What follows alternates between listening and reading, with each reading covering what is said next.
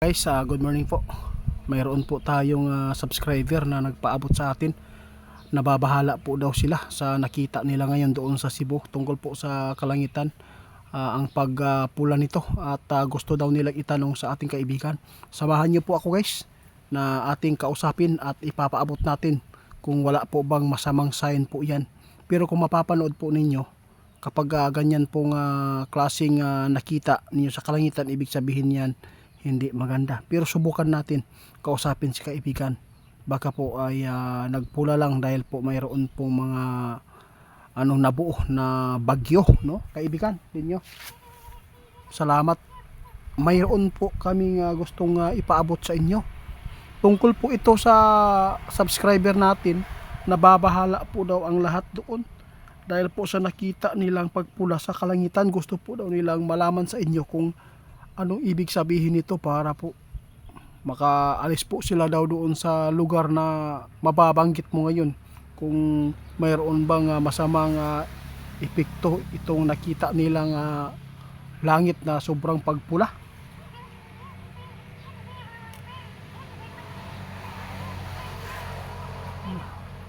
Ito po ang tandaan nyo, kapag nakakita kayo ng ganyan, hindi talaga maganda daw yun, no? Naalala ba ninyo yung nangyayari noon na ang Cebu nakakita po ng pagpula ng langit, tapos anong nangyari? Iba ang nasagupa ng tao. Kaya mag-ingat lang po at maghanda at manalangin. Si kaibigan na mismo ang nagbigay po ng babala noon, at lalo na ngayon na mayroong nagpaabot sa ating kaibigan. Natakot man sila ba?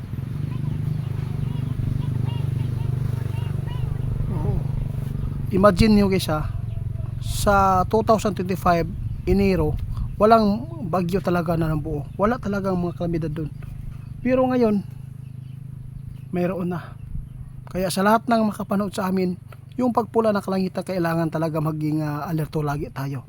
Dahil hindi na po natin alam kung ano po ang dumating sa buhay natin ng mga kalamidad, di ba? Maraming salamat po sa inyong pagpapaabot sa amin. Dahil yung nakita ninyo, sabi ng ating kaibigan, tulad ng dati, no? Ang masaklap lang dito, January, may nabuong bagyo. Kaya yung ibang mga lugar ngayon, kaibigan, nilubog ng baha.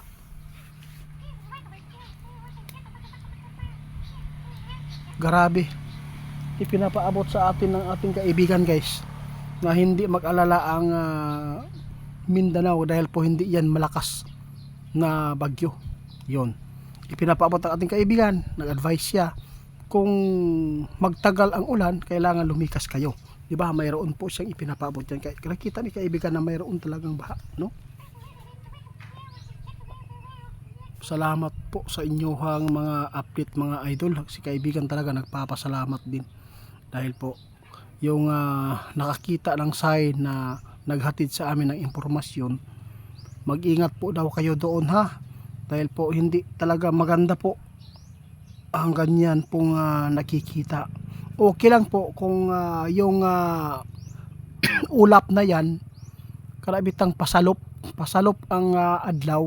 Kung doon po siya nakalagay sa pasalop na adlaw, dili daw mo pwede mabalaka. Nagpasabot lang normal, di ba kaibigan?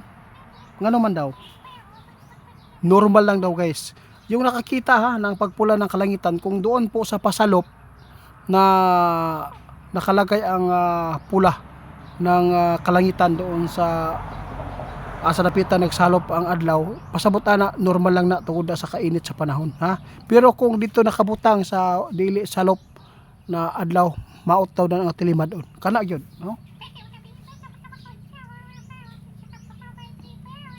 Salamat po kaibigan, napakabuti ninyo. Kaya sa lahat ng makapanood sa amin, no, ito po ang mga tandaan po ninyo. Kung mayroon po kayong makikitang pagpula sa kalangitan, lalo na pag hindi nakalagay ang pagpula sa langit doon sa pagsalop sa adlaw sa hapon, kung wala diya nakabutang, mo na giingon nga kuan na siya dili mayo. Oo, tinuod kung di nakabutang na sa salop ang pagpula, okay lang na, normal na, dili pwede na kabalakan at dili pwede na kanlukan. Basta tandaan ninyo, sabi natin kaibigan, kapag nakalagay yan sa hindi salop sa adlaw, delikado na, naay posible na may tabo na sakuna, kalamidad. Amping mo sa lindol ha.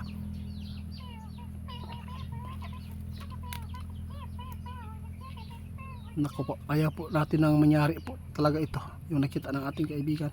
Grabe guys, no? Lindol gid ang karon ang gikadlo ka di kaibigan. Sana po maka-recover ang Cebu karon, no? Hindi ito dapat mangyari. Kaya po nakakaawa sa lahat po ng mga makapanood sa amin. Kung mayroon kayong mga kakaibang nakikita sa kalawakan o sa lupa at sa dagat, pwede po kayo magtanong kung ano po ang mga sign yan, kasi nakikita po ng ating kaibigan kung ano po talaga. Kaya sa lahat po ng mga bago nating subscriber, mag-ingat po kayo kay Ghost Hunter 88 Fans. Hindi po yan ako magnanakaw at scammer po, si Ghost Hunter 88 Fans ha. Salamat po sa inyong pagsuporta guys. Bro, San Jan Digya, mega love shout out po, at saka si Jojo Parilla, Sir Joey, at saka si Ate Yamada. Salamat.